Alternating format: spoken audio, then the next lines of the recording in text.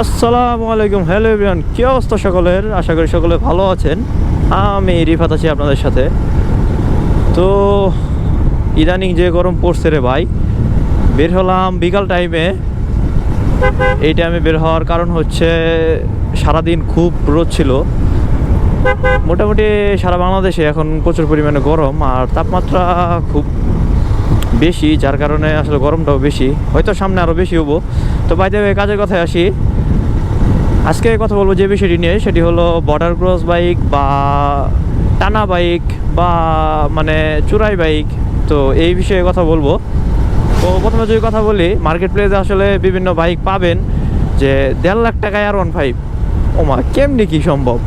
তো অনেক আছে, হ্যাঁ, এটা বাস্তব যে বাইক আসলে পাওয়া যায় 1.5-2 লাখ টাকায় R15 পাওয়া যায়, ঠিক আছে, কিন্তু এই গাড়িটা আসলে কতদিন আপনার কাছে রাখতে পারবেন, সেটাই হলো আজকের প্রশ্নের বিষয়। তো প্রথমে ফুয়েল নিব, তারপর দেন বাকি কথা হচ্ছে। A few moments later. তো বাই দ্য ওয়ে গাইস, যে কথাই ছিলাম, বাইজরটা খোলা কারণ প্রচুর গরম।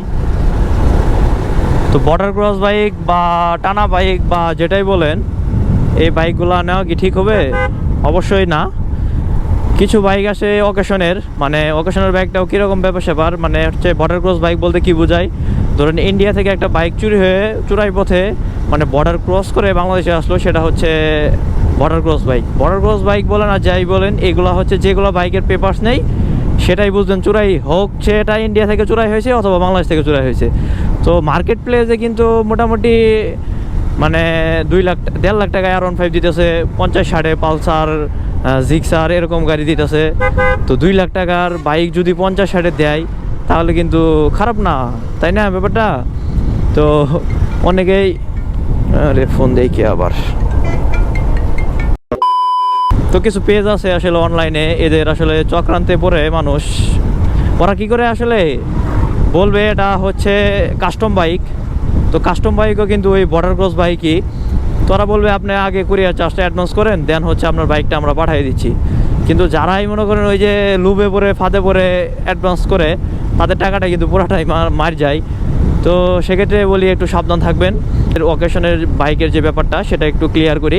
অকেশনের বাইকটা হচ্ছে নিলাম কর্তৃক একটা বাইক, মানে জেলা প্রশাসক ডিসি অফিস থেকে বা হচ্ছে প্রশাসক থেকে একটা নিলাম উঠে, যে প্রতি বছরই যে কিছু বাইকের যেগুলো বাইক চুরাই বা পেপারস দেখাতে পারে নাই, যেসব বাইক ডাম্পিংয়ে দেয়, ডাম্পিংয়ে দিলে মোটামুটি ওইগুলা পচেই মরে যায়।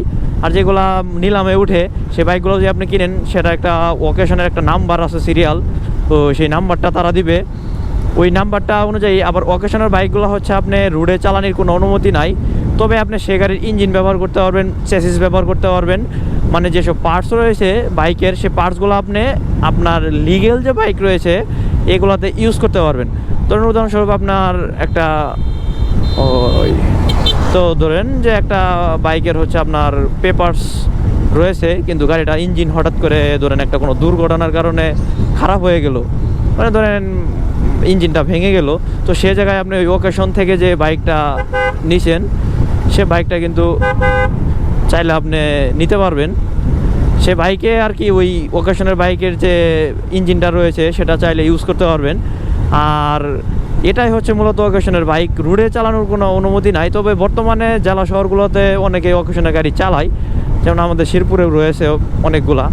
এগুলো আসলে একটু কাপচাপ করে চালাইতে হয়, কারণ পুলিশ ধরলে এটা মোটামুটি মোটামুটি বলতে গেলে পুলিশ যদি ধরে পরিচিত না থাকে, সেক্ষেত্রে ডাম্পিংয়ে দিয়ে দেয়। A few minutes later. তো হ্যাঁ এভরিওয়ান, চলে আসছি আমাদের বাডারঘাটে। আর ওকেশন, চোরাই, কাস্টমস, এই 3টা বাইকের কথা যে একটু আগে বললাম, এর ভিতরে মেজর যে ইস্যুগুলো রয়েছে সেগুলো নিয়ে কথা বলবো। তো প্রথমত হচ্ছে অকেশনের বাইকটার ব্যাপারটা বললামই, যে এই বাইকের আপনি পার্টস ইউজ করতে পারবেন, কিন্তু বাইক ইউজ করতে পারবেন না, কারণ রোডে চালার মতো এটা কোনো অনুমতি সরকার এখন পর্যন্ত বিআরটিএ থেকে দেয় না। তবে বাইকের পার্টস যেমন ইঞ্জিন, চাকা, চেসিস, ইটিসি, মানে এক্সেপ্ট যা যা রয়েছে সবকিছু আপনি ইউজ করতে পারবেন। তো বর্তমানে কিন্তু প্রশাসন একটু ইয়া থাকার কারণে কিন্তু অনেক বাইকই কিন্তু ইন্ডিয়া থেকে আমাদের বাংলাদেশে চোরাই হিসেবে ঢুকছে। আর বর্ডার ক্রস বাইকটা হচ্ছে ইন্ডিয়া থেকে চোরাই হয়, বাংলাদেশে এসে ঢুকে, এটা হচ্ছে বর্ডার ক্রস বাইক। আর কিছু কিছু বাইক আছে আপনার, যেমন বাংলাদেশ থেকে চুরি করে, বাংলাদেশ থেকে চুরি হয়, যেমন উদাহরণস্বরূপ আমার বাইকটা যদি বাংলাদেশ থেকে চুরি হয়, তো একজন বিক্রি করতে গেল, তো অবশ্যই সে নাম্বার প্লেট খুলে ফেলবে। তো নাম্বার প্লেট খুলে ফেললে দেখা যাইতেছে বলবে সে বর্ডার ক্রস বাইক, ঠিক আছে? তো সে কিন্তু বলবে না যে আমি নিজে চুরি করছি। তো বর্ডার ক্রস বাইক থেকে অবশ্যই কেনা থেকে সাবধান থাকুন। আর অনলাইনে যে প্রতারণা পেজগুলো রয়েছে, যেমন 1.5 লাখ টাকায় R15, 60,000 টাকায় জিক্সার, ডিসকভার 40-45 হাজার টাকা, এফজেড 60-65 হাজার টাকা, তো এগুলা আসলে নেওয়া থেকে বিরত থাকেন। কারণ আপনি একটা বাইক নিতেছেন টাকা দিয়ে, এই বাইকটা যদি বাই চান্স ধরেন আপনি খুব মানে সেফলি রাইড করলেন, সেফলি রাইড করার পরেও যদি পুলিশের কাছে ধরা পড়ে, তো এই বাইকটা যদি ডাম্পিং এ দিয়ে দেয়, মানে পেপারস নাই, তো আপনি পুলিশকে আর কি বলবেন? তো সেক্ষেত্রে কিন্তু দণ্ডনীয় অপরাধ করবেন আপনি। আর দ্বিতীয়ত হচ্ছে, বাইকগুলো আমার পার্সোনাল মতামত থাকবে যে নিয়েন না, কারণ এগুলা আসলে না নেওয়াই ভালো। ধরেন অকেশনের বাইকগুলো যে রয়েছে সেগুলো নিলে মোটামুটি আপনি একটা তাও পেপারস তো দেখাইতে পারবেন, জেলা শহরগুলোতে মোটামুটি চালানো যায়। কিন্তু ইয়ার যে বাইকগুলো রয়েছে, কাস্টম যে বাইকগুলো রয়েছে, সেগুলো আপনি অকেশনের পেপারস দেখাইতে পারবেন। কিন্তু চুরাই যে বাইকগুলো রয়েছে সেগুলোর কিন্তু আপনি কিছু দেখাইতে পারবেন না, যার কারণে আপনার প্রথমত হচ্ছে একটা অ্যামাউন্টের মামলা হবে। ধরেন আপনি বাইকটা আসলে মামলাটা ভাঙ্গাইলেন না, বাইকটা ডাম্পিং এ দিয়ে দিল, সেক্ষেত্রে আপনি যে টাকা, যে পরিমাণ একটা টাকা দিয়ে বাইকটা কিনেছেন, সেই পুরোটা টাকায় কিন্তু চলে যাবে। তো এইসব বাইক নেওয়া থেকে অবশ্যই বিরত থাকেন। তো এই ছিল আজকের ভিডিও। অকেশন, কাস্টমস, চুরাই, এই বাইকগুলো আসলে কেনা থেকে একটু বিরত থাকাই ভালো। আপনার যদি ইঞ্জিন বা কোনো পার্টসের প্রয়োজন পড়ে, সেক্ষেত্রে অকেশনের বাইকগুলো নিতে পারেন। আর যদি না প্রয়োজন হয়, অকেশনের বাইক স্কিপ করেন, চুরাই বাইক স্কিপ করেন। তো লিগেল ভাবে চলাফেরা করেন, কারণ আপনি একটা জিনিস রোডে চালাবেন, সেটা পেপার যদি ঠিক না থাকে, পুলিশ গ্যাঞ্জাম করবে, এটাই স্বাভাবিক, কারণ তাদের কাজই হচ্ছে এগুলা তদারকি করা। তো সবাই ভালো থাকবেন, সুস্থ থাকবেন, আল্লাহ হাফেজ।